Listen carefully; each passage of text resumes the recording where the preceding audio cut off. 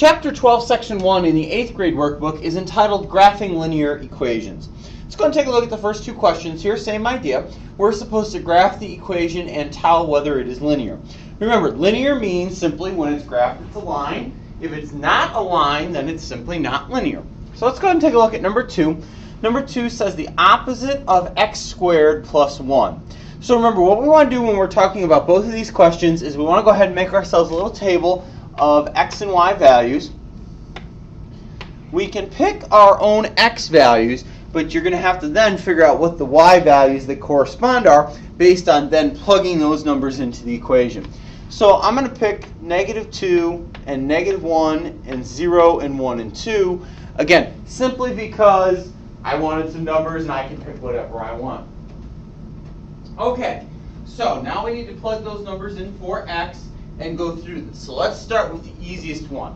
If I change x into 0, that's going to say 0 squared, or 0 times 0, which is 0, and the sign won't mean anything because 0 is always 0, plus 1 is going to change into, of course, 1. So the first point I have that's going to be graphed here is going to be 0, 1.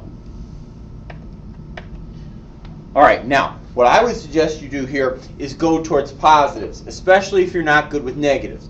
Because if you go towards positives first, chances are what's going to happen here is you're going to see a pattern that evolves, and then you're just going to go ahead and make that pattern fit the rest of the table. Of course, if you're fine with negatives and it doesn't bother you, then by all means go to the negatives and just go down the list. But for some people, especially those that aren't good with negatives, starting with the positives is going to be better. Okay, so let's go ahead and go to 1 here. When I take 1 and square it, 1 times 1 is 1, and then this negative means they want me to flip the sign, so that's going to be -1 plus 1 is going to change into 0. 2 squared is 4. Flip the sign because of this negative means -4 plus 1 is going to be -3. Not really a clear-cut pattern evolving here, so let's go up to the negatives here and see what happens. -1. -1 squared, well, that's -1 times -1, which is +1, but then this negative in front means I'm going to flip the sign, so I have -1 plus 1 is 0. Well, that's interesting. When I put in both -1 and 1, the result is 0. So let's see if that pattern holds true here. -2. -2 squared is 4. -2 times -2 is +4. Flip the sign. That's going to make it go back to -4. Plus 1 is -3. And look at that. The values for 2 and -2 were both the same. So as you can see, what's going to happen here, if I had to go -3 and 3, whatever the result is for those would also be the same, and as we continue on. So let's go ahead and finish our graph here. 1, 0, right 1, but not up or down. Whereas -1, 0 is going to be left 1, but not up or down. And remember, we always start at the origin. These are always my x coordinates, so I'm not sitting here guessing which column goes where. This bar here, the one that runs up down, always represents my y coordinates. 2, -3 means from the origin I'm going to go right 2 and down 3 and put a dot. And -2, -3 means from the origin I'm going to go left 2 and down 3 and put my dot and connect my points. And obviously we see here, based on what we've graphed, that this is kind of this U shape, which happens to be called a parabola. A parabola is what we get when we graph these problems that have squared in them, and that means this one is not linear. Going back to talk about number 1 for just a second, you can pick the exact same x values here every single time. Obviously, you'll have different y values every time based on what the function is, but if you want, you can stick with this pattern of x's to help you figure out the y's. It might be easier for some people. All right, let's go ahead and take a look at questions 3 and 4. We're supposed to determine whether the rates of change are constant or variable. So as you saw in the instruction today, what you want to do first is figure out the gaps that exist from each pair of x points and then from the sets of y points in the same way. So let's go ahead and take a look at number 3. You'll do the same thing in number 4. As we go from 0 to 1, the change is 1. As we go from 1 to 2, the change is 1. As we go from 2 to 4, the change is 2. As we go from 4 to 5, the change is 1. Now, it does not matter that there's different numbers there. That's not how you're going to find a rate of change. Remember, the rate of change has to be a rate. And remember, rates look like fractions.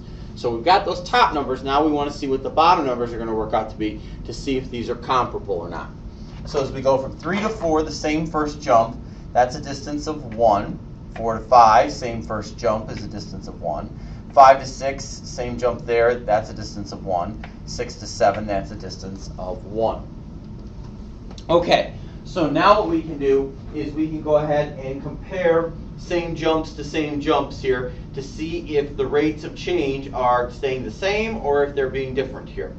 Well, as you can see, you can do it with x's and then y's or y's and x's, but usually it's comparing y's to x's. In this first one, the change is 1, the change is 1. 1 over 1 is 1. In the second jump, the change is 1, the x change is 1. 1 over 1 is 1. In this third jump, the change is 1 for the y's and 2 for the x's. Well, that's 1 over 2. Remember, all the other numbers we were spitting out was 1 over 1 equal to 1. Now all of a sudden we have a half. Half doesn't equal 1. So because that rate has changed here, all right, that means the rate of change here in number 3, or the answer to number 3, is going to be variable. If you get the same number each time when you do that division, it's constant. Different at any one point, just once, then it's going to be variable. But again, you want to make sure you're comparing same jumps. If you're looking to go from the first number to the second number, you can't then compare it in the y's from the first number to the third number. All right, so let's go ahead and take a look at the concluding problem here. Question number 5. It says a real estate agent commission may be based on the equation C plus 0.06S plus 450, where S represents the total sales. If the agent sells a property for $125,000, what is the commission earned by the agent? Graph the equation and tell whether it is linear. Okay, so they've given us some numbers they want us to work with here.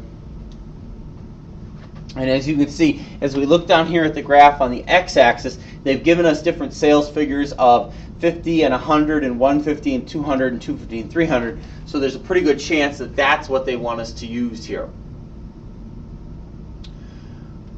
All right, so let's go ahead and start with the 50 figure and see where that's going to put us on this chart. So I'm going to change S into 50. So if I do 0.06 times 50, the result is 3. And then this says I'm going to add 450 here. So when I add that, and remember that first one really represents thousands there. So it really could be 50,000 if that's going to make it clearer for you. So you could really do 0.06 times 50,000, which is really 3,000, might be better, plus the 450 figure is going to give you 3,450. So when you make 50,000 in sales, you're going to get $3,450. Well, this is in thousands over here, so I'm going to go up to what would be about 3,450. Halfway between 3 and 4 on that grid marker would be 3,500. So it's just a hair beneath that. All right, let's go to 100. At 100,000, now I'm going to change S into 100,000. So I'm going to do 0.06 times 100,000, which is 6,000. And then I'm going to add the 450, and I'm going to get 6,450. And as you can see very quickly here, we're going off the chart, or near the top of the chart. So, but at the 100,000 mark, I'm going to be at 6,450. So again, just a little bit less than halfway between the 6,000 and 7,000 figure here. That would be 6,500. So you just want to go just a hair beneath that. We can try 150, but let's see what happens. It's probably going to go off the chart. 0.06 times 150,000. That's 9,000. So yes, we'd be off the chart because then we're going to add 450, and that's going to give me 9,450. So we can go ahead and sketch that, but again, it's going to be way off the chart here. Here's 8, that would be about 9, so let's say it's right about there. Connect our points. We don't see anything happening here to indicate that this is anything but a line here. So in question number 5, as far as this being linear here, the result is going to be that this is indeed linear.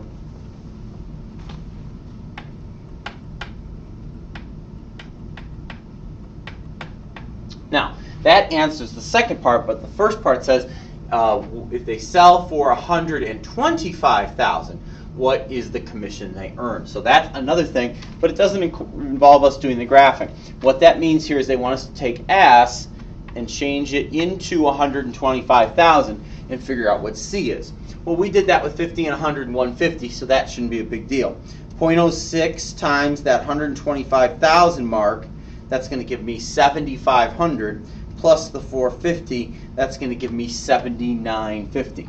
Well, if you look at where we go up from 125, our graph here is just beneath the 8 mark. Well, 7,950 would be just beneath the $8,000 mark. So our answer not only makes sense based on the calculation, but it makes sense on then comparing it to the graph. So to answer this first question here, $7,950.